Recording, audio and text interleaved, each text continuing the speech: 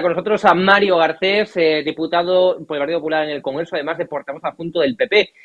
A ver si lo vemos en pantalla. Mario, un placer, ¿cómo estás, amigo? ¿Qué tal? ¿Cómo estáis? Todo bien, gracias. Bueno, coméntame esto, esta medida, luego hablaremos evidentemente de esos anuncios fiscales del gobierno, pero antes de nada, es decir, aumento del sueldo de los diputados con el voto en contra de PP y de Vox.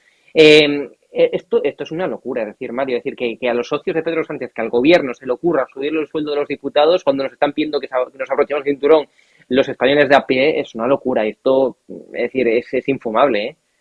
Bueno, quiero recordar, porque pasó muy desapercibido, que el año pasado ya se congeló el sueldo por propuesta del Partido Popular y ahí sí que hubo consenso por parte de todos los partidos políticos, ¿no? ¿Verdad? Me acuerdo que llevó la propuesta de Ana Pastor a la mesa del Congreso y se aprobó.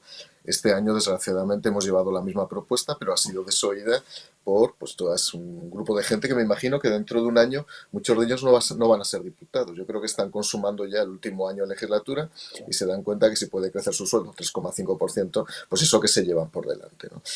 Creo sinceramente que en los ejercicios de higiene democrática, en los ejercicios, eso que llaman la solidaridad democrática, consiste precisamente en que los que más tenemos la seguridad de tener una posición y un estatuto seguro, demos un ejemplo. De verdad, un diputado cobra bien. No, a mí no me gusta podemizar este tipo de discursos sobre cuánto que cobrar, cuánto uno debe cobrar, el tema de los móviles, quedaría para hablar mucho y además creo que se ha hecho bastante demagogia con el tema del móvil, si queréis lo hablamos después, ¿no? Pero creo que era un momento bastante significativo para contener desde luego las retribuciones de los políticos y ser ejemplares, realmente ser ejemplares. Porque os voy a decir una cosa, para que le quede claro a todo el mundo. Los móviles de los diputados no se nos regalan, el sueldo sí. ¿Qué quiero decir con esto? Que cuando se produce un incremento de la retribución del 3,5%, eso se lo queda al diputado. El móvil nos lo dejan y cuando dejamos de ser diputados lo devolvemos. Que eso es lo que nos ha explicado. Por lo tanto, la demagogia que hace Podemos hablando del móvil es pura demagogia. Y sin embargo, lo que sí se quedan ellos, que son las retribuciones, a eso no están dispuestos a renunciar. Insisto, el móvil lo devuelven todos los diputados. Eso sí, pues lo explico todo, porque es que nos explica y se escuchan muchas cosas en los medios de comunicación. Igual que el iPad, del que estoy hablando ahora mismo. Este iPad yo lo devolveré el día que deje de ser diputado. ¿Qué ocurre? Que se nos ofrece por un precio residual. Porque como lo hemos utilizado 4 o 5 años, o 2 años, o 3 años, al final se ha amortizado y el Y resto tiene el además, valor de mercado.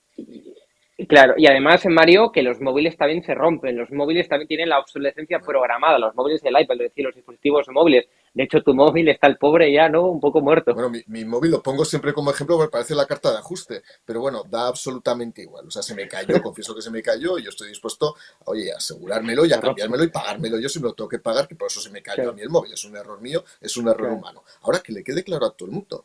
Es curioso, Podemos ahora pone el grito en el cielo, igual que Ciudadanos, con el tema de los móviles. Lo que no ha explicado Podemos es que el móvil no es de los diputados, que lo tenemos que devolver. Lo que sí es de los diputados es el sueldo. Renunciad al 3,5%. Ahí sí que hay que renunciar. Y ahí ya veis que nadie se ha puesto a renunciar, salvo Vox y el Partido Popular, que hemos decidido que pues, hubiera una propuesta evidentemente de congelación que no se ha aceptado.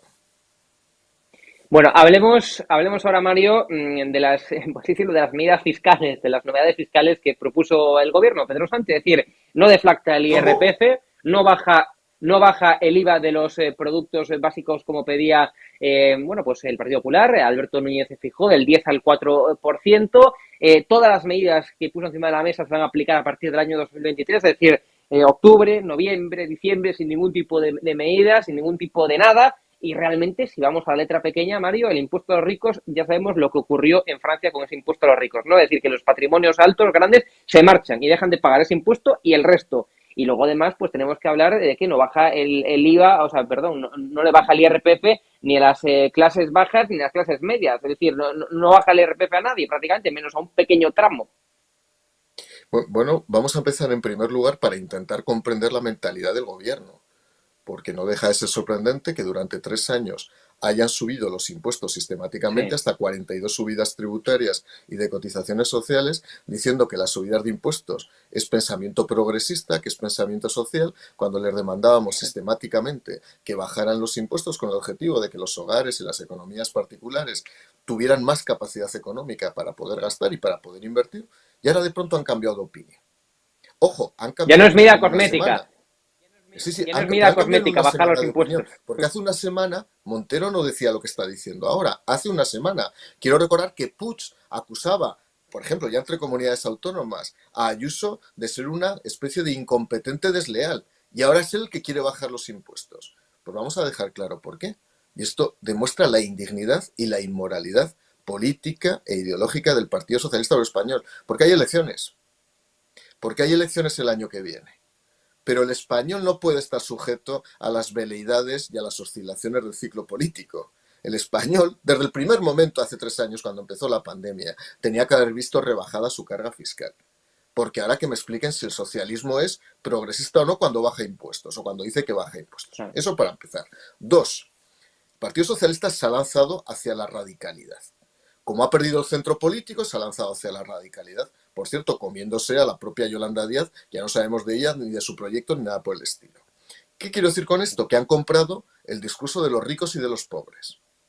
A mí el discurso de los ricos y de los pobres me parece tan pobre, tan obsceno y tan totalmente. tonto que es que no hay quien se lo crea. Vamos a ver, y además lo voy a desmontar rápidamente. En primer lugar, el Partido Socialista no quiere que no haya pobres en España. Lo que no quiere es que haya ricos, que eso es un tema muy diferente. Efectivamente.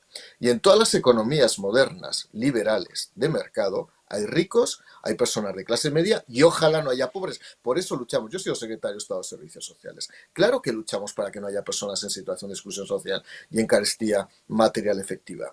Pero han decidido que ese discurso de la redistribución fiscal basado en una especie de Robin Hood, donde hay que quitar el dinero a los ricos, por cierto, Robin Hood le quitaba el dinero al recaudador, al duque de Nottingham, es decir, se lo quitaba a María Jesús Montero, no se lo quitaba a los ricos. Así se va enterando también un poco literatura el Partido Socialista Obrero Español, porque son como Juan sin tierra, sin conocimiento y sin dominio del territorio, no saben absolutamente nada. ¿Qué ocurre? Que un rico es natural que exista por mérito, por capacidad, por esfuerzo, por especulación legítima. Si yo tengo un vecino rico en mi casa y es rico, afortunadamente para él, ¿qué voy a hacer yo? Pues ya me gustaría a mí. Pues a lo mejor ha tenido más talento que yo, o ha tenido más capacidad económica, o ha sido más listo, o ha tenido mayor acierto en las inversiones. Pero yo no lo voy a penalizar. ¿Por qué voy a penalizar eso? Totalmente. Penalizar eso es derruir las bases y fundamentos del sistema liberal. Pero es que convertir el sistema político en un sistema de pesebre, un sistema pesebrado, un sistema prebendario. En segundo lugar, el impuesto sobre las grandes fortunas es un disparate, es grotesco, es inconstitucional, porque se fija sobre un hecho imponible que ya está grabado en el impuesto sobre el patrimonio. ¿Qué es lo que dicen? ¿Qué es lo que pretenden? En el fondo, y esto no sé, lo venden y no sé quién compra este producto, que es como las comunidades del PP han bajado al tipo cero o casi al tipo cero el impuesto sobre el patrimonio y por lo tanto los grandes patrimonios no tributan, yo voy a poner un tributo para todo el Estado. Ojo, violentando todo el régimen de financiación autonómica y descontando un tributo que corresponde a las comunidades autónomas.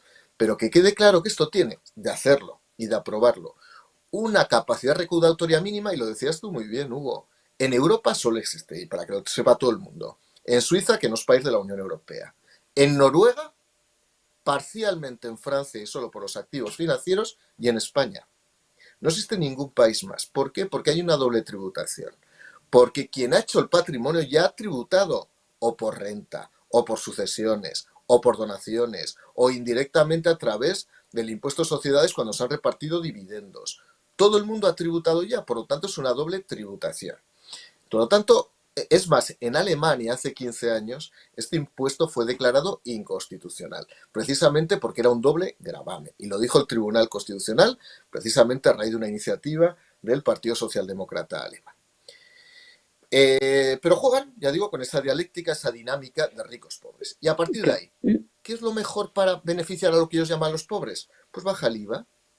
Porque cuando Ana Patricia Botín o Florentino Pérez van al supermercado y se gastan 200 euros en la cesta de la compra, también se lo gasta la persona que gana 1.000 euros al mes. Pero ¿quién Claro. padece más? Padece más el que tiene solamente 1.000 euros al mes. ¿Por qué? Porque su margen de compra es muy inferior. Florentino va a tener mucho más problemas no va a tener problemas para mantener esa carga, aunque le suban un poquito el IVA, le molestará más o menos, pero evidentemente tiene capacidad para hacerlo. Por lo tanto, hemos podido bajar el IVA, que es el impuesto más regresivo, y no han querido. No han querido a los alimentos, no han querido a productos básicos, y les ha costado hasta 1 año y medio bajar el de la luz y el del gas, diciendo inicialmente que no era posible. con lo cual nos han mentido sistemáticamente. Y O luego sea, ya llega el estamos... IRPF, y acabo con el IRPF. Sí, Efectivamente, es un impuesto que realmente lo van a reducir exclusivamente en un tramo minúsculo. Dejan por debajo, todos los que están por debajo de 14.000 euros, que son 7,5 millones de personas en España, que tienen rentas por debajo de esa cantidad, pero es que consideran ricos a todos los que cobran más de 22.000 euros brutos al año. Ahora ya sabemos lo que son ricos para el efectivamente, Partido sí. Socialista. Qué Rico no es fuerte, macho. Florentino Pérez. Rico es el señor que nos está viendo, la señora que nos está viendo, que tiene una retribución de administrativa, de dependienta, de lo que sea, de taxista, de comercial, de lo que sea, que está cobrando 22.000 euros, más de 22.000 euros y menos de 30.000 o menos de 35.000. La retribución básica en España está en torno a 28.000 euros. Pues que sepa todo el mundo que 28.000 euros es ahora mismo un rico para el Partido Socialista Obrero Español, que no lo han considerado a la hora de Es reducir los increíble. impuestos. Es increíble. Con lo cual, el resumen, Mario, que estamos a las puertas de unas elecciones autonómicas, municipales y veremos un adelanto electoral, que lo que quería hacer el Partido Socialista pues es una medida, bueno, pues eso sí que cosmética, una medida cosmética de cara a su, bueno, pues a su matraca electoral que nos va a dar ahora, ir en contra de las comunidades autónomas presididas por el Partido Popular, porque evidentemente esto es lo único que le ha impulsado al gobierno a bajar, bueno, pues el impuesto del IVA, el impuesto, digamos, el IVA del gas, el IVA de la electricidad, como decías tú perfectamente, Mario, y es para lo único para lo que se mueve el gobierno, es decir, para fastidiar, lo digo así coloquialmente, a las comunidades del PP, y para tener algún tipo de discurso electoral de cara a los comicios próximos, ni más ni menos. Esto es lo que se resume, vamos, por las nuevas medidas fiscales. Es una desgracia que tengamos un gobierno así, que solamente funcione por y para su maquinaria electoral, Mario.